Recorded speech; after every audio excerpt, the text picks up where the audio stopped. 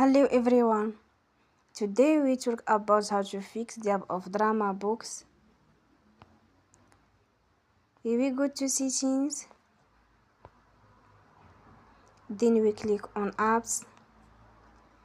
After that you will search the app DramaBox and you will click.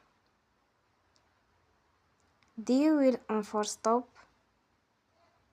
After that you will go to storage. Then we click on clear cache.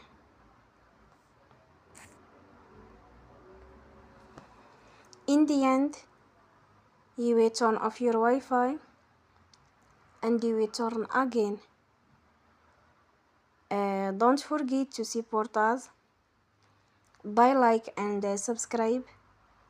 See you next time and thank you for watching.